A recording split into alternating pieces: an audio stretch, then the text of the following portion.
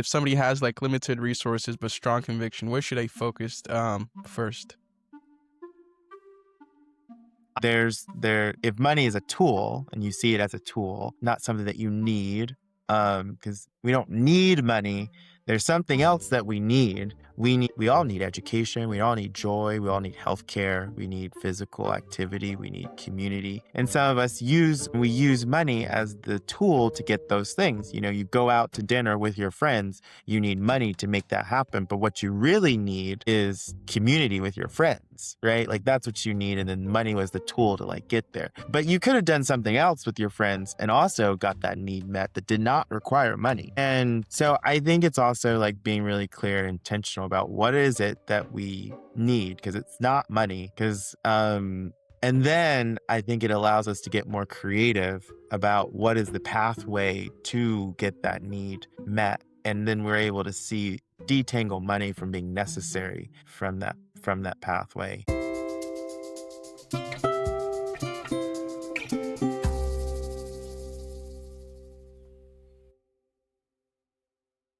Hello and welcome back to the Voices of Change. And today is a special day. Some people enter climate work through policy, others through protest, and some start young, build something real, and then spend years learning how systems actually move and where they resist. So today on the Voices of Change, we are joined by Charles Orgbon. Hello, Charles. It's a pleasure to have you here. Likewise, Tex. Thank you for the invitation. That's what really makes this conversation special, is that you've kind of moved between worlds, youth leadership, institutions, writing, and the human side of change. And I'm excited to spend some time here to talk about that. So before we get into the work, how are you arriving into this conversation today? I'm really grateful for the opportunity to make sense out of this really crazy roller coaster of experiences I've had. It's like I have three distinct bios that I'm like ready to give to people in my work. And one's like a writing based bio, one's like youth activism bio, and then one's like the corporate sustainability work that I'm doing as well. And you mentioned this a little bit in the beginning, but I started a nonprofit that helps young people take action. So that's like my environmental foray. But then I was funded often by companies like Disney, Wells Fargo, State Farm. And that's when I started to see the possibility of the corporate sector being a lever for change on climate issues. And I transitioned to corporate climate change consulting. At the same time, as a writer, I've always wanted to express myself, and writing has been an avenue for me to be able to do that. And so I write about queer issues and politics. I write about climate change and social justice issues. And that's really my writing for an adult audience. But then I have writing that's really geared towards young people. And through my agent at the time is how I got to start working with Disney and Marvel, translating stories from their movies into film, into middle grade content, middle grade being ages like 8 to 12. And some of my own projects, apart from Disney and Marvel, have been for the young adult audience. So think like 14 to 17. And I've used storytelling as a vehicle for my own self-expression, but also to create change, as well as working in these corporate systems to create change. And even though I started in the nonprofit space with my nonprofit youth climate organization, I'm still engaged with that space by serving on boards and being an advisor and mentor. So that's a little Wow. bit about me. Thank you for sharing that. And, it really speaks volume to not just a resume, but actually who you are, because it shows the passion that you have in it, which I admire, and it's very inspiring on my end. I know you have a little bit of history of growing up in the South and your ties to Georgia. I know you said you went to UGA. I went to Clark Atlanta. I wish I was a Bulldogs fan though. And how is that experience in your life helped you think about responsibility and community?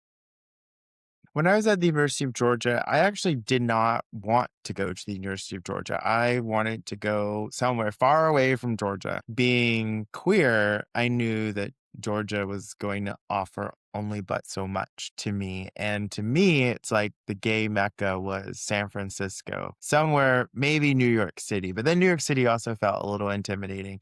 So I really wanted to go to University of California, Berkeley. I also applied to some schools up north. And I didn't get into any of these schools. I only got into the University of Georgia, and University of Georgia was like my backup school. And I got there and I really approached it with curiosity about like who are some of these buildings named after? There's like Vanderver Hall, there's Adder Hall, there's all of these names with streets and buildings. And I started researching, was like, wow, a lot of these people were segregationalist. Then I also worked in the Office of Institutional Diversity, which is in the Holmes Hunter Academic Building. And Holmes Hunter was the names of the first fresh black students to ever go to the University of Georgia. But I learned about their story in how they desegregated the university in 1961 and thought, um, who well, one of the things I learned in their story is that they didn't spend all 4 years at the university.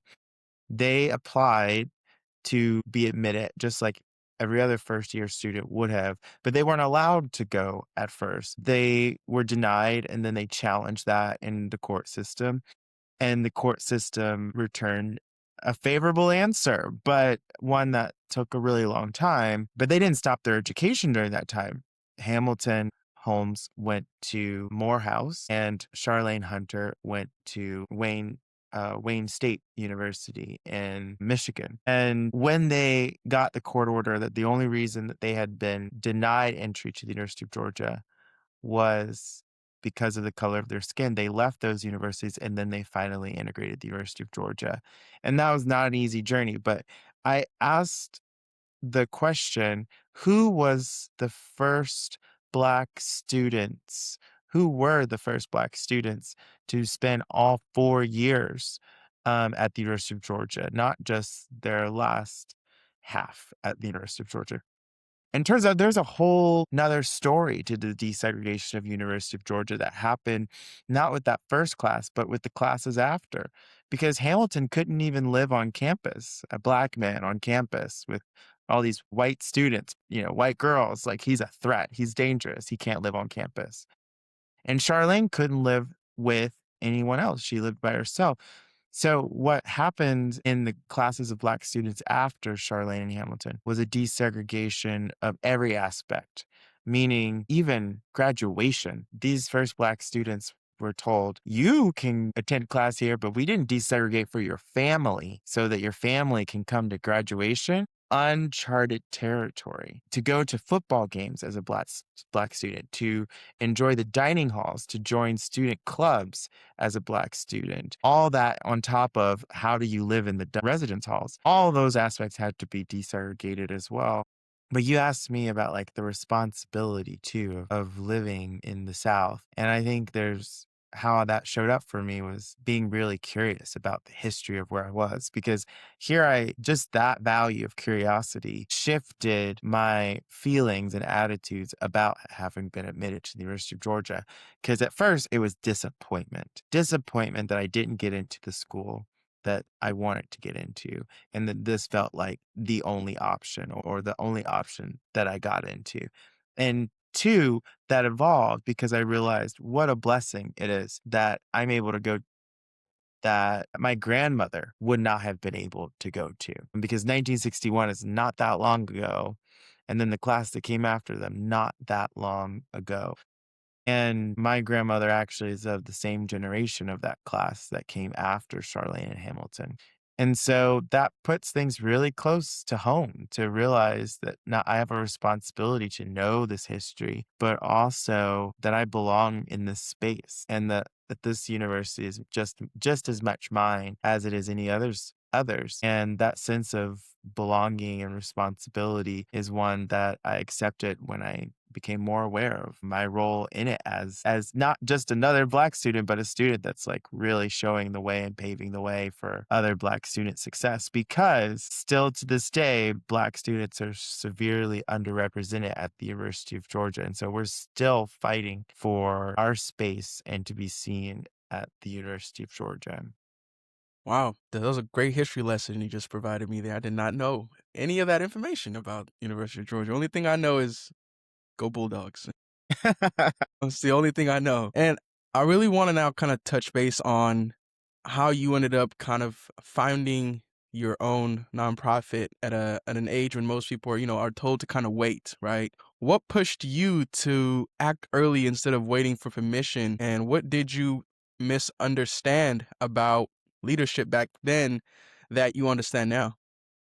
I think that what I probably is also maybe a fault, but also a superpower is just like not knowing. Like I didn't know what I was doing. I just knew that I wanted to do it and I would figure it out. And I grew up with influences like my grandmother, who I mentioned already, who taught me, wrong from right and also an appreciation of nature because she was a gardener and very careful about how she cared for non-human life, right? And I think there's something I saw in that, a responsibility I saw in that for us as human beings to be mindful of other creatures. And I went to a school that required community service, so I think it was easy at that point to then pick a project that was aligned to environmental cleanup, community beautification, because some of those seeds had already been planted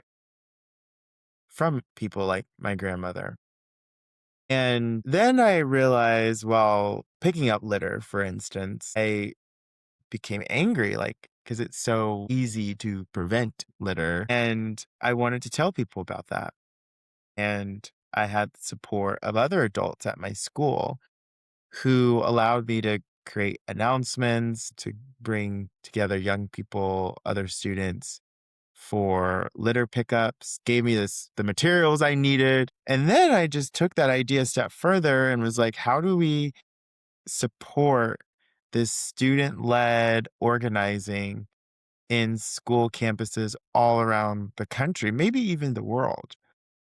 And then I applied for a grant and we got funding. And that was support for sure, but it was also validation that what I had, this idea, this concept, other people wanted to see more of it. And I think that's certainly a lesson for adults in, relating with young people is your ability to make time and support those young people with your words, with your service. It encourages them. And so I certainly had that encouragement from several adult people that I really trusted at school and family. And then, like, to answer your question, what don't I know, like what I didn't know then that I know now? I mean, well, one, I think that there's nothing wrong with that approach too of like kind of diving in first. And I think I have learned that it's my calling and maybe I would not have like used that kind of language back then, that I can't really imagine doing anything else. And that when you follow your calling, the world just like falls into alignment. Like things just work.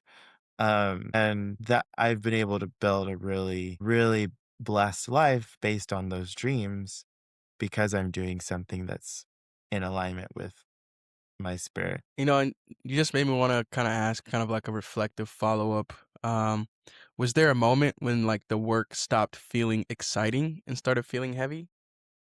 Well, this past year has been the worst year, to be completely honest, because it's really disappointing to see that the work we're doing is being attacked. We're having this administration that thinks that coal is amazing and that the EPA should not regulate climate change, and that thinks that just because we had this winter storm that blanketed ice and snow across most of the United States this past weekend and the weekend before, that climate change is a hoax. I think that that's really concerning to me. I think it's really concerning to me that we have an administration that is threatening and creating a hostile environment for companies to speak about climate change and social justice issues. These companies, like, literally all of the major companies are under this influence of, do they want to be investigated and get on the wrong side of this administration, or do they want to do the right thing? And I think they're realizing that even doing the right thing in this day and age does not always come with clear rewards. Doing the right thing in this day and age does not always come with clear rewards. It is a risk to do the right thing. And you could spend untold amount of money trying to do the right thing and still lose. And this is where we are right now. Costco is an interesting example of a company that has really tried to stand the line on DEI initiatives, for instance. And one of the things that their board told them is, let's scrap the DEI initiatives, because if we don't, we expose ourselves to maybe white people, maybe Asian folks who might feel like DEI is not for them, that it's for Black and brown people, which that is a misconception altogether. Like, DEI is really for everybody, and that they would bring suit against the company. And if only a fraction of those people are successful, even if just a handful of those people are successful, then that could still be exposure of millions of dollars of liability to the company. And so then the company has to decide, do we want to spend millions of dollars proving that we're right, or possibly losing?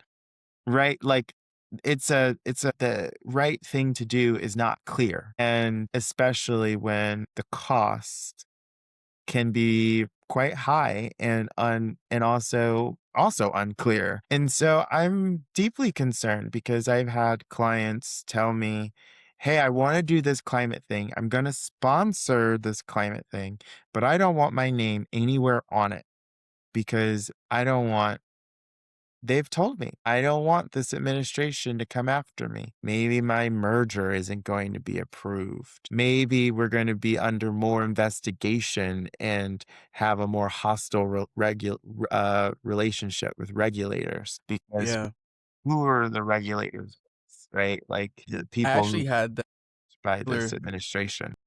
similar experience when I was doing my podcasts with people who are in the transportation and sustainability Mm. field. This was last summer, and a lot of people reached back out to me and said, "I don't want you publishing that anymore. I don't want my name attached or associated with that." And to me, it was kind of surprising, right? Because the conversation was very nice and organic, but then when I see their reasoning of why, it makes sense. So like, oh, they don't want their name attached to certain things they might have said. It also made me have to kind of I had to protect kind of my own sense of meaning when things became technical and like compliance driven, I guess. So I don't know. It's a very interesting dynamic to just think about that, where, people want to do the work, but they are afraid of what repercussions might happen to them, which is it's pretty interesting. But now I kind of want to shift into, you mentioned wanting to talk about writing, and I'm really really glad you did. I just recently published my sixth book, which will be coming out in March, and I think you got a copy, so you'll be getting yours before everybody else as well, signed as well. Uh, Oh, lovely. I can't wait. I wanted to kind of ask you, how did writing become part of your climate work, I would say, and what can writing do that policy or strategy sometimes can't? It explains concepts, and it is part of how we learn. Okay, if we think about the movement, and the movement being like any movement, really, there's roles for everyone to play. There's the role of documentarian. Like, we've never secured a more just, equitable world without documentation. We've never secured a more just, equitable world without teachers, without healers, without meaningful policy, right? So there's a role for everyone to play. And I think about like your question is like asking too, like, what is the role of writing in effectuating change? And we can't, by having the documentation in the written word, we can say, this is what life was like at this point in time. These were the things that people of that time were thinking about and wrestling with. But it's also hopefully provoking sharing content so that people may have a different way of thinking about it or different consideration. Like I'm always thinking like, well, so what's the hot take? And I've sat down with people who are incredibly smart people who don't know that climate change is behind increased insurance rates. They don't know that. They don't know that climate change is why their communities are flooding more frequently from rain events. They don't know that climate change has the potential to affect the availability of their medications and the cost of their medications. They don't know that right now we enjoy beautiful, lush strawberries, but in years, what if it's all just concentrate because we haven't protected biodiversity, right? Like they are able to make those connections sometimes. And most people don't know about like the mechanics of climate change and why it's important for us to know and understand how it actually influences our day-to-day life now and also into the future.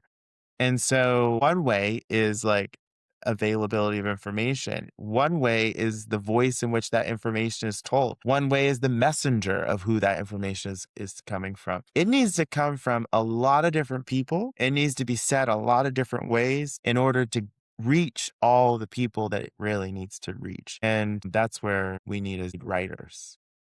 Yeah, I definitely made me think about my experience when I started being in the climate space, environmental space, and started writing about it. And at first, I never actually understood how to write about it. But as time went on, I came to kind of move between writing for institutions and actually writing for people without losing yourself, right?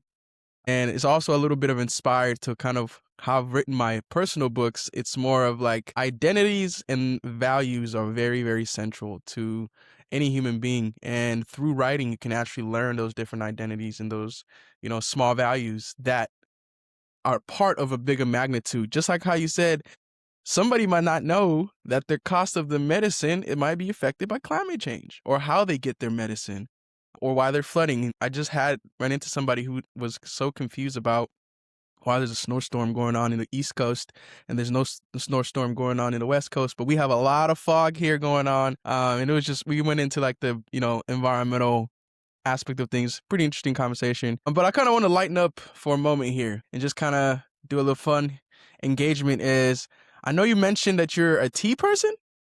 Yeah, I saw that more on your, tea than coffee for sure. what kind of tea though? What flavor? Maybe a peppermint or a mint tea or Nice. a chai Okay. with Okay. I like, milk and I, lots of honey. yeah. Perfect. I was gonna ask you, do you put honey or do you put sugar? Yeah, I always go with the honey. And what would you say is your favorite way to move through like a city? Would you prefer walking, transit, driving, biking, flying? Biking. E-bike, so I can, like, Yeah. go through quickly. Do they I have think those in it San can be fun. Francisco? My gosh, yes. I just did a bunch of e-biking today, actually. I ran a lot of errands. Oh wow, I need to get myself one. I'm usually using the train. I love taking the train because I don't know, it's nice, calm, and fun, and I like to fly a lot. I'd rather be in an airplane than be in a car for some reason. Yeah. That's true for me too, yeah. I'd rather be in a train or a airplane than being in a car. What's one climate myth you wish people would stop repeating? One climate myth that people would stop repeating, that electric vehicles are bad. Yes, I 100% agree with you. And you know, I think it's a generational problem. Yeah. It's a generational problem. That's I think whether because you hear it from certain people's age groups, and you're like, who is around you? Because the reason you're saying that, who is around you telling you these things? And I think that is kind of where the thing is with that. But yeah, I would say for me, a climate myth that I wish people would stop repeating: Africa is not the problem and should not bear the cost of finance when it comes to climate. Tell me more about that. That's just a myth that I think people should stop repeating, and So they so, like, you think that they do have a responsibility and that they are part of the problem? yes, but not financially. Okay. Mindset wise, they do, but not institutional wise. No, framework wise, no. But the people themselves are, they also have to participate for their environment. It has some of the most arable land in the world, but that's just a myth for myself. Where it's like I think the frameworks and the institutions that they have to deal with is putting them as the burden. But now let's actually look at the people themselves. Are they willing to take the responsibility? I don't know. I've heard a lot of different opinions, but Because I the organization I started, Greening Forward, that helps young people take action in their communities, we first were a US-based organization, but we transitioned to being a Cameroon-based organization, so I actually do work on the African continent quite a yeah, bit through the youth organizing work there. And one of the reasons that I'm really excited about that shift is that I wanna pour more resources into the continent, really. West Africa, the region, but really the continent as a whole, because there's not as much investment there for this sort of work. And the room to grow, the room to expand, the way people think, the way people approach these issues is feels quite wider there. And I think that's actually really exciting. yeah. It's because I was doing a project. We did a project on the wetlands. And one of the thing we actually wanted to accomplish was to be able to use the area in an agricultural way, but there was a problem, which is another myth I think that people should stop repeating: is food biotech will change Africa and solve hunger and poverty. When I From my point of view, it's like, okay, let's look at how the United States food system is. They rely on a lot of processed food. If we start doing the same thing in a place that actually does not need it, we just need to be able to have the farmers and the land, agriculture itself, and because it's very seasonal. So I think if people end up doing a lot of food biotech in Africa, it does not serve the purpose of the people. It actually takes them away and it gives them something that is strange to them. Of course, yes, it does address like people have more access to certain foods or whatever in a mass production wise, but the health of the people will be impacted than anything else. And I can tell you the difference between eating something I just grew versus something I just bought in the store. There's a completely different taste, and they have completely different um, effects to you. So we usually close with a short segment we call Three for the Founders. So we'll have three questions we'll ask you. We're supposed to be my host, but he's not here today. I think he's busy. Question one: what's one early mistake you see founders make that you wish you had avoided? Early mistake that I see founders create. So this also means I made this mistake. It's Yeah, it not can like be I made something. this mistake. Yeah, it can be something you did as well. I learned when I was transitioning my organization, my nonprofit, from being the CEO to being a board member and being an advisor. I learned that when I was looking for my replacement, and I don't know if this is I'm having a hard maybe I can talk about my own experience, but when it comes to like what I see other founders create, I don't know. Maybe they're making this mistake. There is a word for this, it's called founder syndromes. Somebody's making this mistake. But founder syndrome shows up with lots of different symptoms, right? And so one symptom is like narrow-minded thinking about what the organization can be and do and who can lead the organization and who's like the right person to lead the organization. And when I left Greening Forward, the organization I started, I was looking and I actually had like 3 different people that were lined up to replace me, and all of them backed out for one reason or another.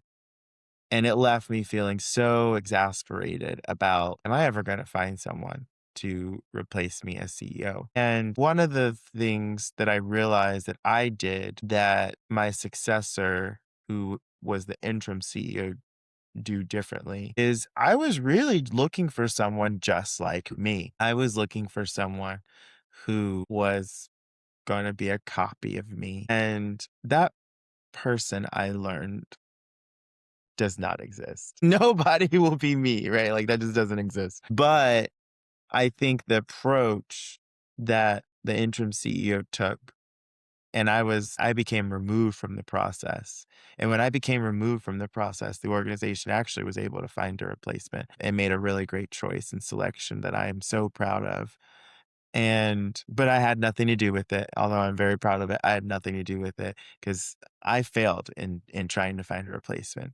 But that's because my approach was very narrow. The approach of the interim CEO was, and the only reason we had an interim CEO was I had just gotten so fed up that I was like, whoever wants to do this could do this. And the interim CEO really came in with a clear intention to be a bridge. They knew they were like they they were what we want Joe Biden to have been. They were supposed to be the bridge to the new generation of leadership, and they did. And they found ultimately that aptitude was very critical. Like the person to follow me with did not have to have my resume, but could they have the aptitude to get the job done? And yeah, and that's what really mattered. And that approach was just so much more flexible. That approach actually creates room for diversity and supports diversity.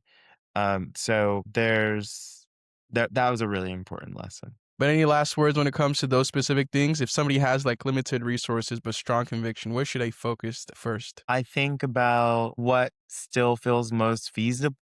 I I mean, okay, there's a lot of things that kind of factor into how I would approach that question. One, dealing with limited resources. I'm always going to ask the question like, limited in what way? Like the reality is the more we start looking, the more you realize that you aren't as limited as you think you are. And then it's about like how bold do you want to be in finding the resources, right? I remember when I first bought my house and I was house poor, as they say, because you spend all this money acquiring this asset and then there's no money for anything else at all. Very common first home buyer experience. And I remember listening to this audio book. The book has been around for a long time. It's called The Soul of Money by Lynn Twist. And I was doing yard work. And in the midst of doing yard work, and I'm listening to this book about not about like how do you make a lot of money. It's really about exploring your relationship to money. And I'm literally in my yard moving dirt, and I become aware to the fact that I am so rich in dirt that has so much dirt. And when I woke up that morning, I didn't think about how much dirt I have, right? And I didn't ever consider how much dirt I have before. And I learned in that moment that I had this thing that I didn't even know that I had.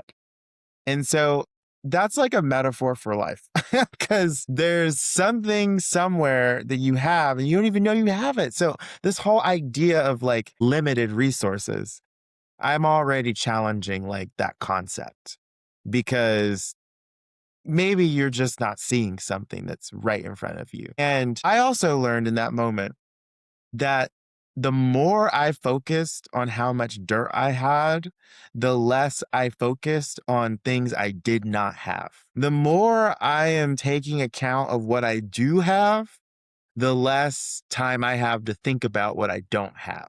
And there is a lot of things to do with that dirt, actually. That dirt Wow. can feed a generation. Think about that. Yeah. So Wow. there, it's more than dirt. Mhm. And Wow. so I Um, I like I think one, it's also about exploring our relationship to money and resources. Well, you just said resources, but my mind did go to money. But then I also have this idea that like not all money is green. So if money is a tool and you see it as a tool, not something that you need, because we don't need money. There's something else that we need. We we all need education, we all need joy, we all need healthcare, we need physical activity, we need community. And some of us we use money as the tool to get those things. You know, you go out to dinner with your friends, you need money to make that happen. But what you really need is community with your friends, right? Like that's what you need. And then money was the tool to like get there. But you could have done something else with your friends and also got that need met that did not require money. And so I think it's also like being really clear and intentional about what is it that we need because it's not money. And then I think it allows us to get more creative about what is the pathway to get that need met. And then we're able to see detangle money from being necessary from that pathway. But as we wrap up here, I want to just ask you, what's giving you hope right now? What's giving me hope? No, I mean, probably knowing that in my heart that no matter how difficult things are right now in the world, we are, facing a authoritarianism, fascist regime. Climate change is being attacked. We're losing progress for sure with respect to climate change and justice. What gives me hope is knowing that this moment is temporary and that there's learning for us to do right now. In some of this chaos, I've learned new tactics on how to be a better activist. And we're adapting and we're figuring it out. We're learning that community is really important.